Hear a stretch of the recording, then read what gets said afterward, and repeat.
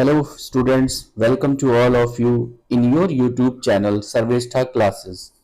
एक बार पुनः आपका स्वागत है हमारे जीके की इस सीरीज के नए वीडियो में, जो कि सभी वनडे एग्जाम्स, चाहे वो एसएससी जीडी हो, सीजीएल का एग्जाम हो, railway, UP police, UPSI, Bihar police, super TET, MTS जैसी दूसरी सभी परीक्षाओं के लिए बहुत महत्वपूर्ण होने वाली है।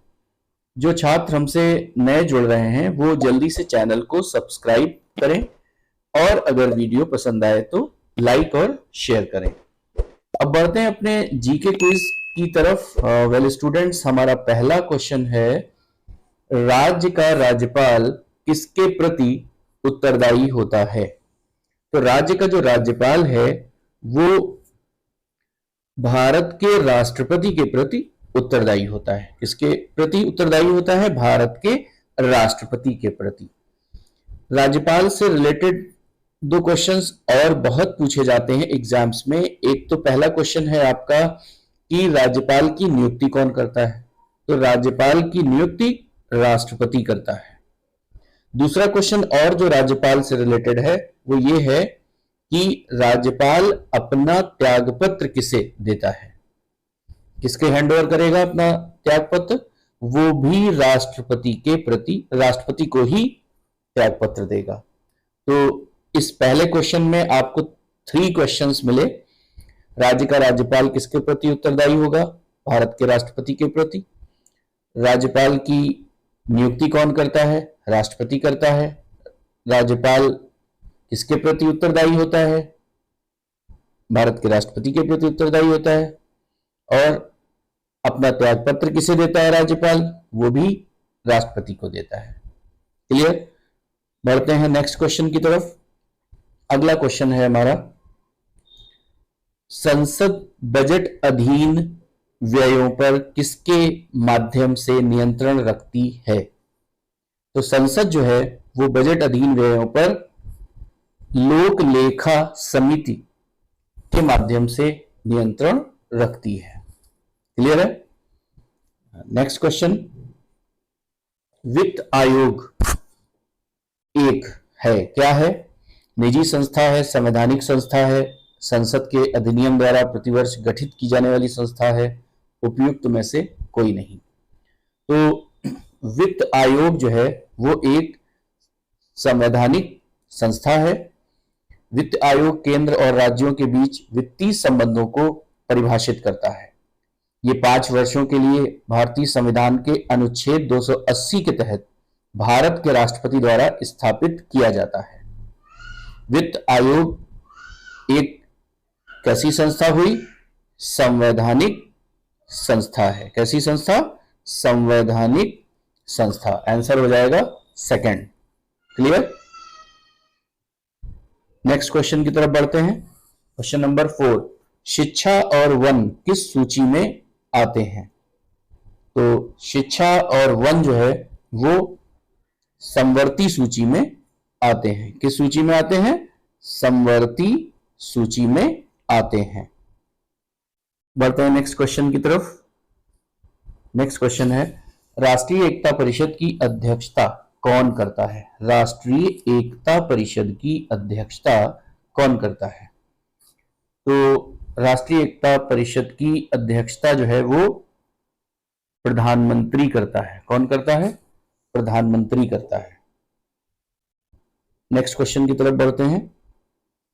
क्वेश्चन नंबर 6, भारतीय संविधान की किस धारा में सभी बच्चों को 14 साल तक की उम्र तक मुफ्त और अनिवार्य प्राथमिक शिक्षा देने का प्रावधान है? तो धारा 302, धारा 45, धारा 14, धारा 40।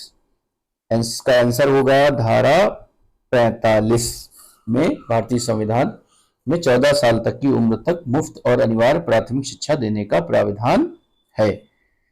अगला क्वेश्चन, भाषाई आधार पर राज्यों का पुनर्गठन किस वर्ष किया गया? भाषाई आधार पर राज्यों का पुनर्गठन किस वर्ष किया गया था? 47 में, 53 में, 56 में, 66 में। ये हुआ था 1956 में। भाषाई आधार पर राज्यों का पुनर्गठन 1956 में हुआ था। बढ़ते हैं नेक्स्ट क्वेश्चन की तरफ। वित्त आयोग की व्यवस्था संविधान के किस अनुच्छेद में है?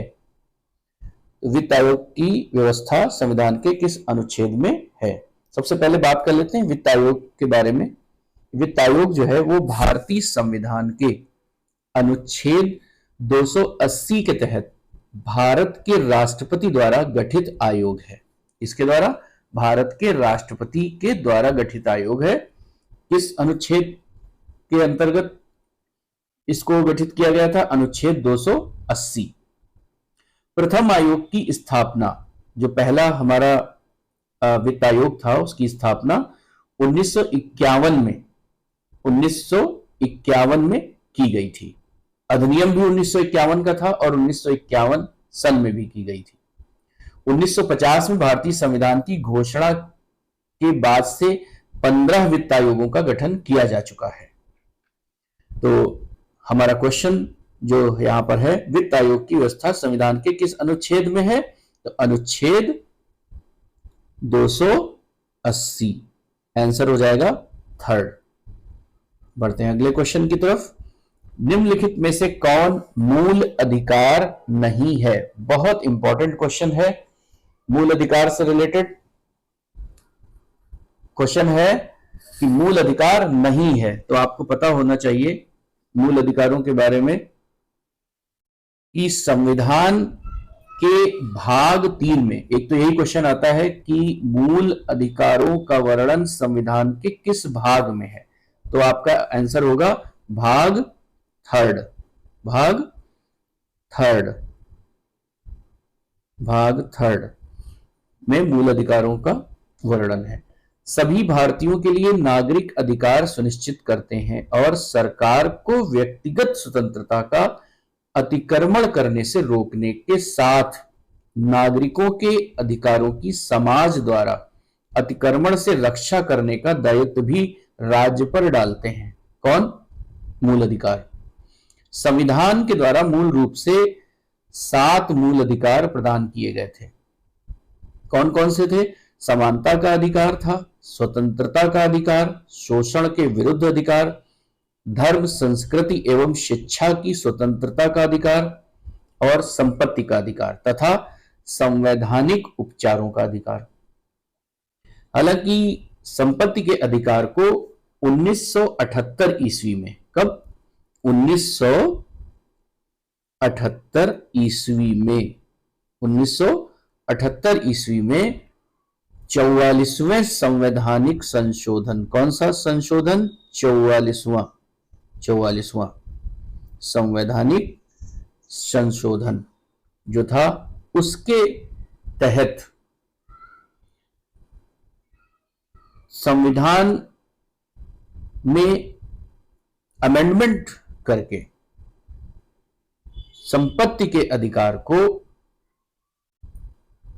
इस भाग से हटा दिया गया और अब ये संपत्ति का अधिकार जो है वो मूल अधिकार नहीं है। संपत्ति का अधिकार मूल अधिकार नहीं है और इसका वर्णन अब अनुच्छेद 301 का में मिलता है।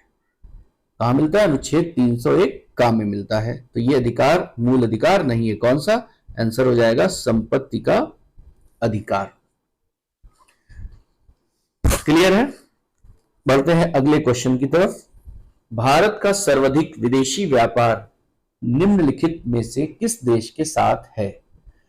तो भारत का सर्वाधिक जो विदेशी व्यापार है वो आपको पता होना चाहिए, संयुक्त राज्य अमेरिका के साथ होता है सबसे ज्यादा। नेक्स्ट क्वेश्चन, वित्त आयोग का गठन कितने वर्ष में होता है? तो वित्त आयोग का गठन, अभी इससे पहले क्वेश्चन आ चुका है इससे रिलेटेड वित्त आयोग से कि इसका किस अनुच्छेद के तहत इसका वर्णन मिलता है। तो इससे रिलेटेड जो अनुच्छेद है वो है 280। क्या है? 280। अनुच्छेद 280 में इसका वर्णन है। वित्त आयोग केंद्र और राज्य के बीच वित्तीय संबंधों को परिभाषित करता है और ये 5 वर्षों के लिए भारतीय संविधान के अनुच्छेद 280 के तहत भारत के राष्ट्रपति द्वारा स्थापित किया जाता है? तो आपका आंसर क्या होगा? 5 वर्ष। क्लियर? अगला प्रश्न हमारा है, मौद्रिक नीति का निर्धारण कौन करता है? मौद्रिक नीति आपको पता होना चाहिए। मौद्रिक नीति मुद्रा से संबंधित, तो मौद्रिक नीति का क्रियान्वयन भारतीय रिजर्व बैंक के द्वारा किया जाता है। किसके द्वारा? भारतीय रिजर्व बैंक के द्वारा। मौद्रिक नीति एक ऐसी नीति होती है जिसके माध्यम से किसी देश का मौद्रिक प्राधिकरण, खासकर उस देश का सेंट्रल बैंक, उस देश की अर्थव्यवस्था के अंदर ब्याज की दरों के नियंत्रण के माध्यम से मुद्रा की पूर्ति को नियंत्रित करता है, ताकि वस्तुओं के दामों में बढ़ोतरी से बचा जा सके और अर्थव्यवस्था को विकास की तरफ अग्रसर किया जा सके। तो आपका आंसर मिल गया, क्लियर हो गया होगा कि मौद्रिक नीति का निर्धारण कौन करता है? रिजर्व बैंक करता है। रिजर्व बैंक भारत का केंद्रीय बैंक है। रिजर्व बैंक भारत का केंद्रीय बैंक है। सेंट्रल बैंक ऑफ इंडिया कहते हैं रिजर्व बैंक को। क्लियर? नेक्स्ट क्वेश्चन की तरफ बढ़ते हैं। बांग्लादेश का राष्ट्रीय गान आमार सोनार बांग्ला किसने लिखा? बांग्लादेश का राष्ट्रीय गान आमार सोनार बांग्ला किसने लिखा?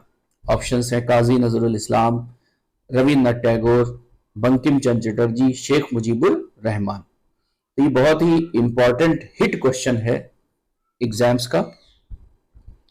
इसके बारे में कुछ जानकारी आपके साथ शेयर करना चाहता हूं। आमार सोनार बांग्ला जो है ये बांग्ला भाषा में है। इसका मतलब होता है मेरे सोने का बंगाल या मेरा सोने जैसा बंगाल। बांग्लादेश का राष्ट्रीय गान जिसको गुरुदेव रविंद्रनाथ टैगोर ने लिखा था, ये बांग्ला भाषा में है और इसे बंग भंग के समय सन 1906 ईस्वी में लिखा गया था, जब धर्म के आधार पर अंग्रेजों ने बंगाल को 2 भागों में बांट दिया था। ये गीत बंगाल के एकीकरण के लिए, माहौल बनाने के लिए लिखा गया था।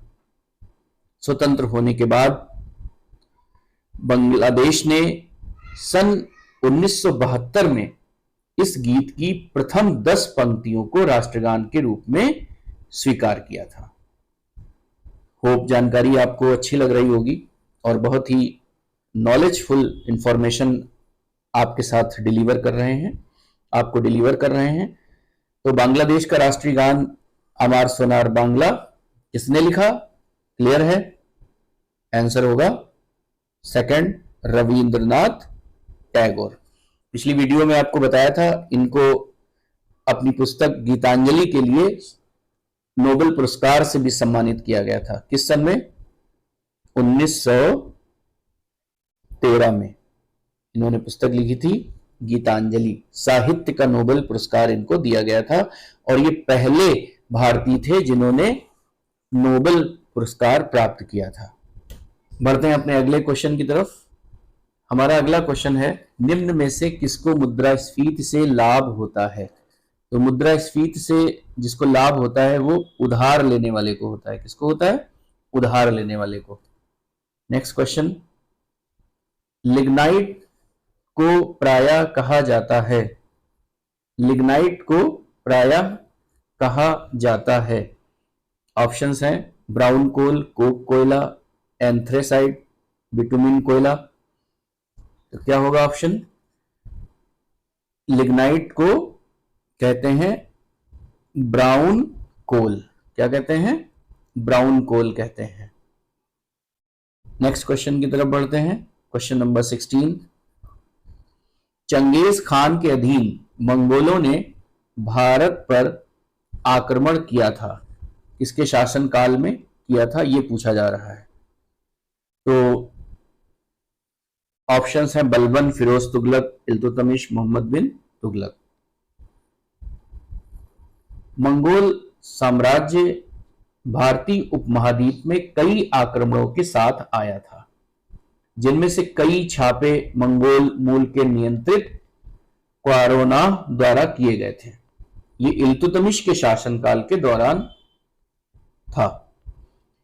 चंगेज खान के अधीन मंगोलों ने भारत पर जो आक्रमण किया था, इल्तुतमिश के शासनकाल में किया था। इल्तुतमिश का जो शासनकाल था वो 1211 से लेकर के 1236 ईस्वी तक रहा है।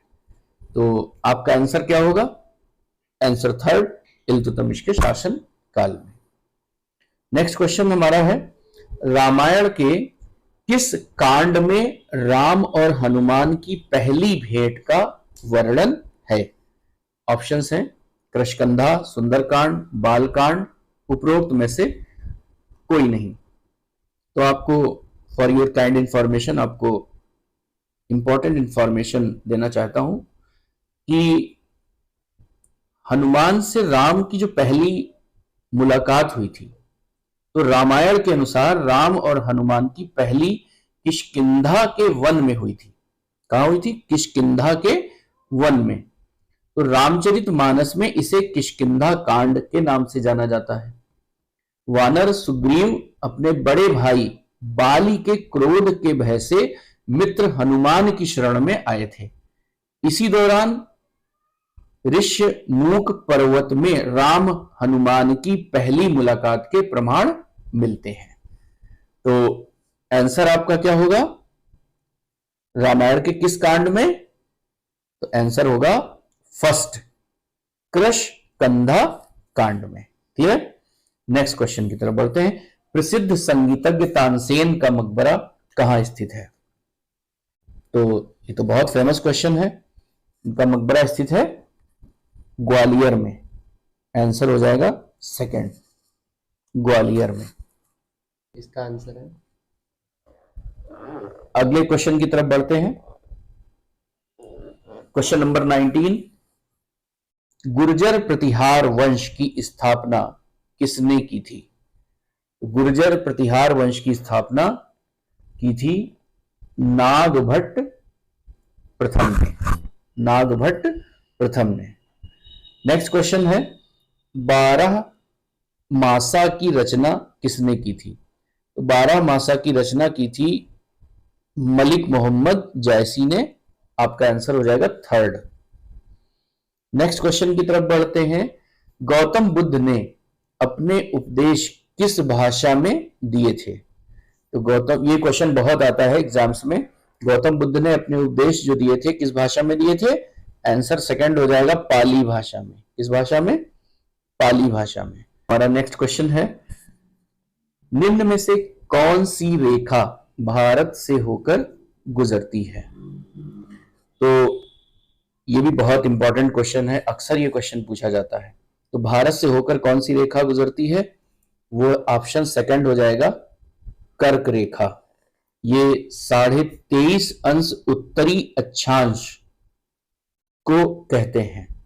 इसको कहते हैं 23.5 अंश उत्तरी अक्षांश।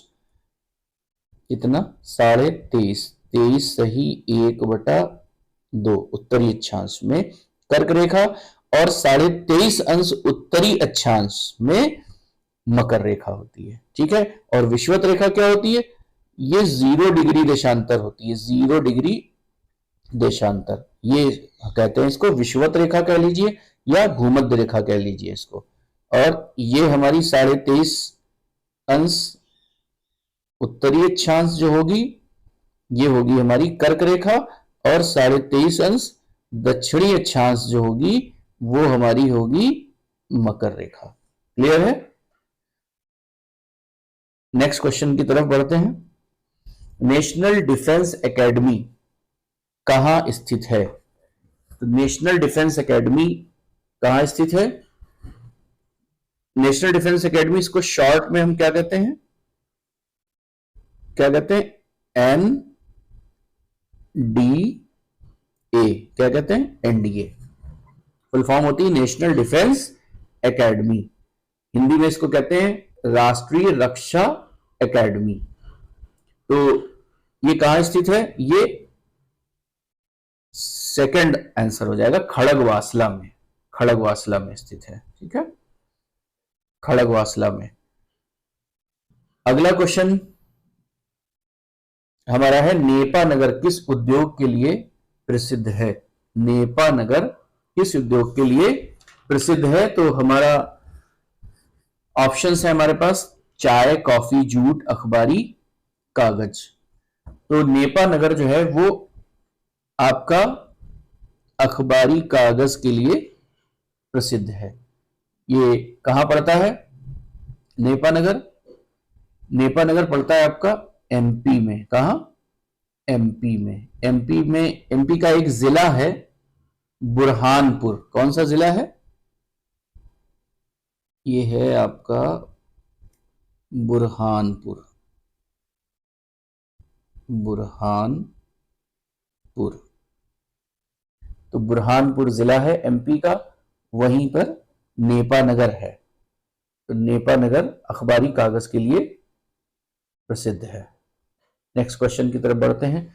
भरतनाट्यम मूलतः है, तो भरतनाट्यम कहाँ का नृत्य है? भरतनाट्यम है आपका तमिलनाडु का। कहाँ का?